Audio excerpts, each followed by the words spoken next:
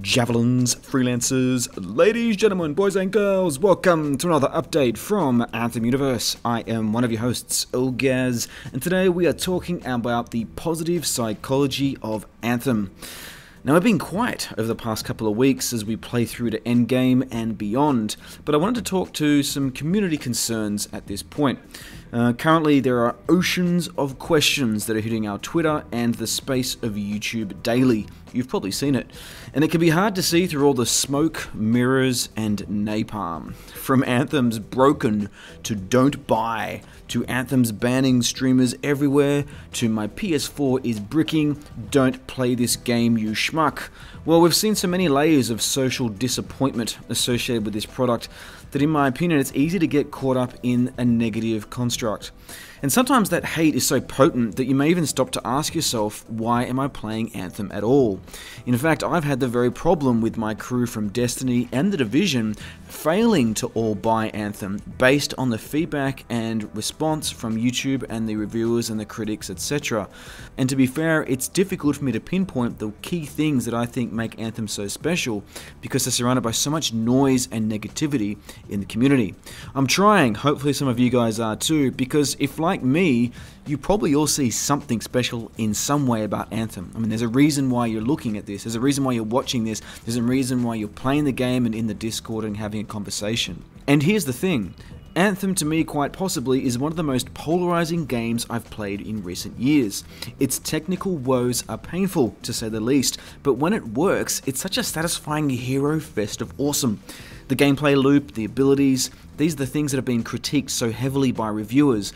They're still there, but I mean, contrary to that position, that same 30-second loop, like many in our community, is actually what keeps me coming back to Anthem. So this ongoing dialogue from YouTube reviewers has been things like, don't buy this game, you're welcome to like it of course, but I cannot recommend it. But where does that leave you if you've already bought Anthem? If you're enjoying Anthem, and God forbid, if you want to play more Anthem.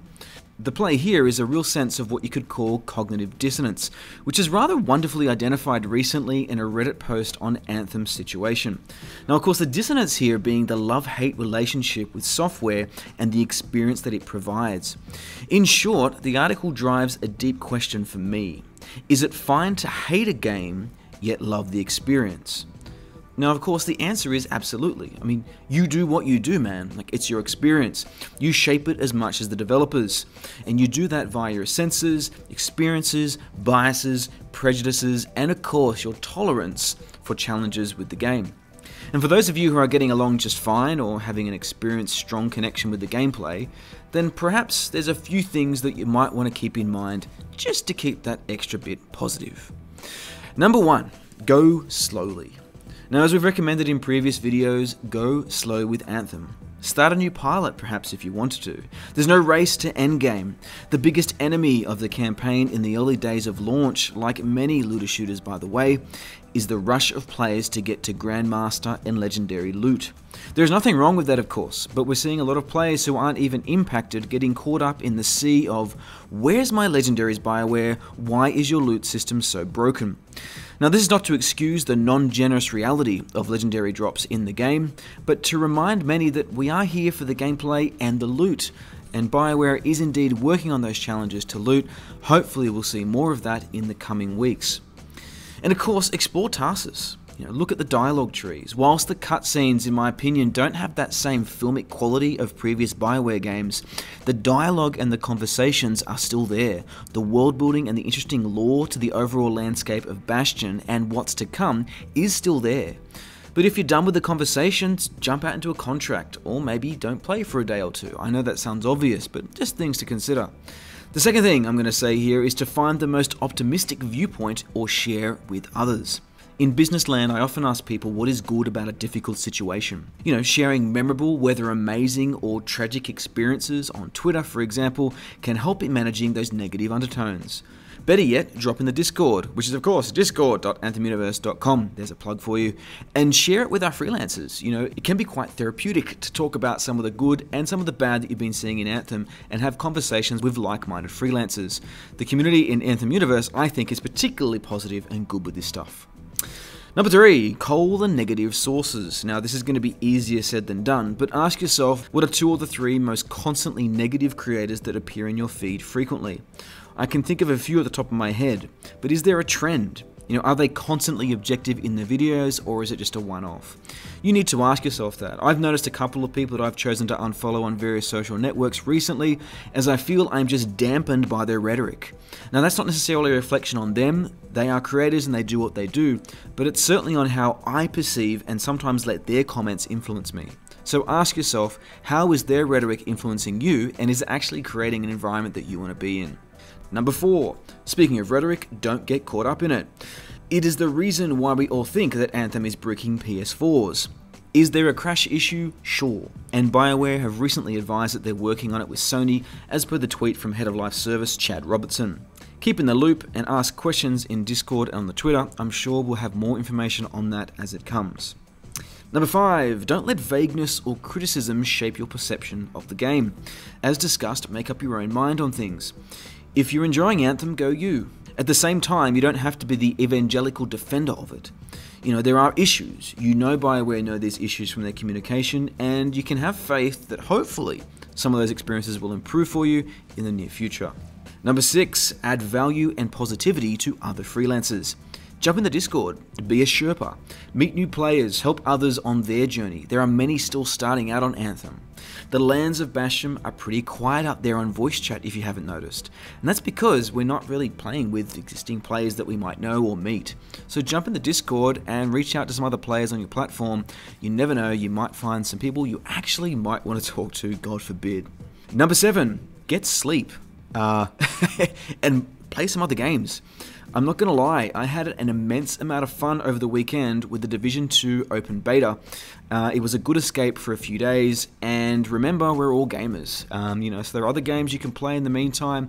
You can still come back, and that's the great part of these types of live service games. Hopefully you understand that already, but it was a nice reminder and a good experience for me over the weekend as well. Number 8, if the game is getting to you, do the 1, 2, or 3 things that you wanted to and get the hell out of Dodge. Lock it out. If you want to just jump into that one legendary contract because the one thing guaranteed loot you're going to get, then just do that. Do that, jump on, jump off, do your 20-25 minute run, and then check out another game, or go oversleep, or watch Netflix, whatever it is you do, man. I think that's a healthy way to actually play parts of the game if you're feeling like the content is not quite there for you right now. Number 9, have a laugh. Small things, little oddities, and bugs can bring a real smile to one's face. We try to share as many of those as we can on the Twitter, and of course a few of those classic ones are springing to mind right now. But have a look and have a smile, because there's plenty, of course, of that going around right now. Number 10, contribute to the masses. Jump on Twitter, on Reddit, and share your constructive thoughts and criticisms. Create threads about suggestions, ideas, and solutions. There are many on the Reddit and on our Twitter that are trending hard, and of course BioWare are looking and responding to a lot of those in the threads and in the social Discord. Some of these may help BioWare in the priority of fixes moving forward, and others, like the ones I'm seeing here, might even help endgame activities, or even like this awesome little chart, help you in terms of your gear and loot progress. And of course, that might help other freelancers in their journey out into Bastion. Number 11, know that BioWare are listening and there is much more to come. We saw a great video from BioWare recently from Ben and Craig talking a little bit about what they're getting up to. They have been noticeably a little bit quieter, I must say, in the last couple of days. But I think you know why. They're working on some of the challenges that people are addressing, and no doubt that is keeping them very busy. They are still, of course, checking in from time to time, which is very good to see. And no doubt, of course, they are bringing live streams in very shortly to talk about the game and what they're working on. So guys, look, keep it fresh, keep it positive. I hope this video was of some use to you in some way. There's a lot of good stuff happening in Anthem. We're loving this game from Anthem Universe as much as we did way back to mid last year when we first got our hands on it. But as I say, it's not perfect, we know that. Keep it real, enjoy your time in Bastion. I'm going to leave it there. Of course, you can reach us on Discord, which is discord.anthemuniverse.com. Follow us on Twitter @AnthemUniverse. Jump in to YouTube and subscribe and all those wonderful things. Guys, I'm going to leave it there. I am Ogaz for Anthem Universe and Javelins Freelancers. We will see you next over the wall.